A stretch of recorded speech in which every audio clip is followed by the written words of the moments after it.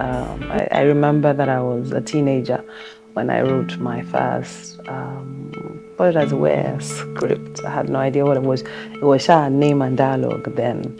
And it was because I had a crush on a boy in school. And of course, it's forbidding in that age to even dream of a relationship. So I imagined this relationship, which was followed by me being an avid reader of Mills and Booms and Enid Blyton's books and all of that. And I started writing.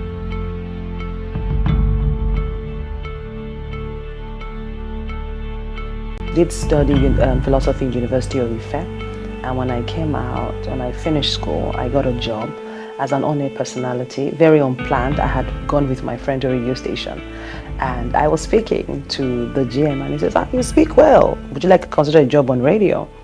And my friend said, yeah, she can. Now she speaks all this English. Let her do it. And literally, that's how I sort of got, the job on radio. So even after university, it was always been about I wanted to be an actor, but the roles were not coming. So many auditions, never got a call back.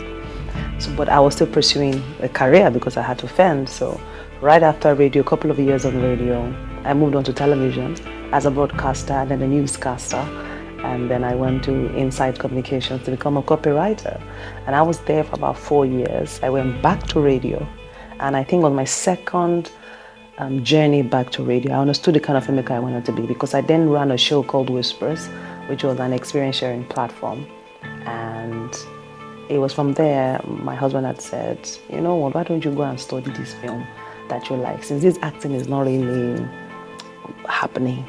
And he also never really liked the acting thing. But so I went to London Film Academy, and then I did a course in film, and I came back in 2012 and did my first film, The Visit. And the rest is history.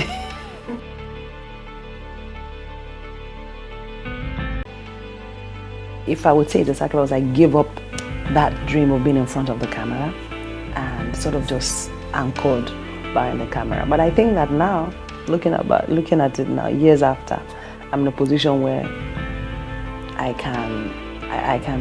can choose where to operate, whether in front or behind. And to answer the next question you ask, which one do I prefer? I think I now really like being behind the camera.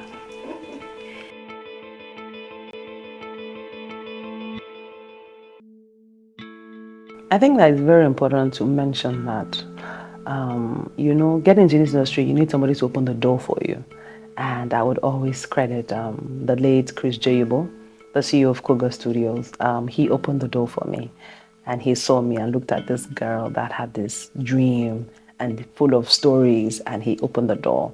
Another person who also held the door wider for me was Merun Joko, of the CEO of Rock Studios. And learning from those two, I have made it a mantra that I must open the door for as many people who I meet who have the same zeal and gusto that I had, and were just begging for an opportunity. And so years down the line, I've opened the doors for many. For me, it doesn't even matter whether you have a talent in film. If you have a zeal and a hunger to learn, I would open the door for you. And so even now, some of my team members here started off not even knowing what they wanted to do in film, just wanted to flock around. And now a lot of them have carved their path in different spaces in the film industry. And so I think that for me is very, very key, to keep passing the baton just the way I was handed, to other people, and just keep holding the door for as many people who have the right mindset, who want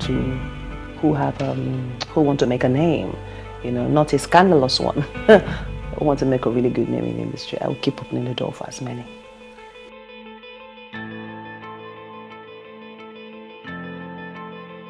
Okay, I think that I would talk about Mary.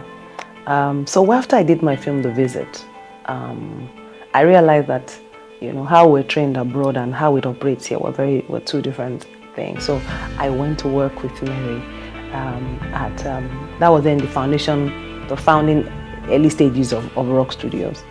And Mary and I had known each other on a set of a series called Spider, where she played my daughter. And so we sort of built a relationship there. So when I came back, I'd reached out to her, and she said, oh, Bill, come work with me too. I'm also starting this new thing. We've done a few things and we're trying to find our foot. Now, I'd stayed with her for about, I think it was in my 7th or 8th month. And I decided that I wanted to, I think I'd learned enough.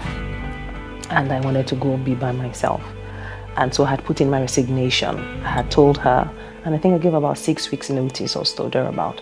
Now, towards the end of when that time will lapse, right?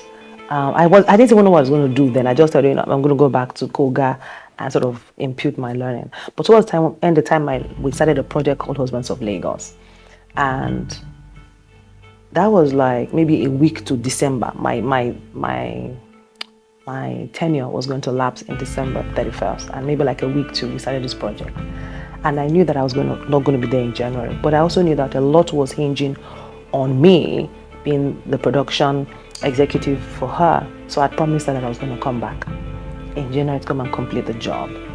And I did come back in January. Why am I telling this story was because I didn't even have the money as a filmmaker.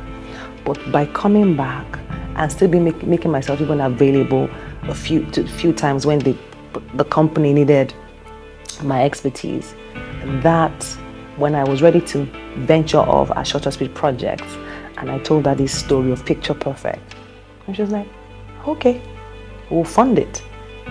I say the story because if I had left unceremoniously, if I had left on bad terms, I would still have gotten to where I'm going, but it would have been a little tedious.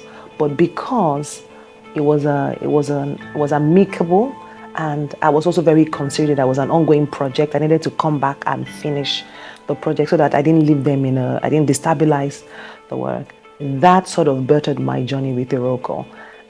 So I'm sure that when I was showing her the first cut of Picture Perfect, she was like, oh, we can fund another film. And I remember that Picture Perfect even going to the cinema was because Mary said, oh, we know somebody at Film One. How about we give you a note and go there? And really, just from that relationship, Mary gave me my first opportunity to start my own, project as a company. She got me the meeting at Film One. And, everything just went from there.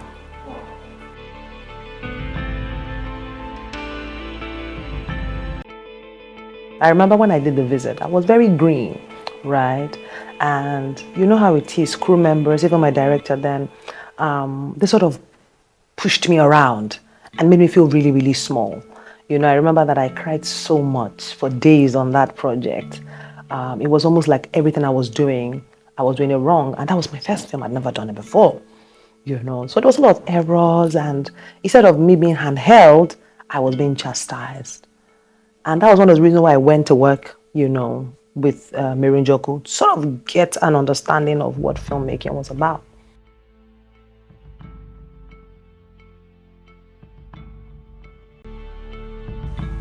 I think that the fact that we wear so many hats, it's very difficult to just be a woman, a female director, because first you're a woman, you're a nurturer.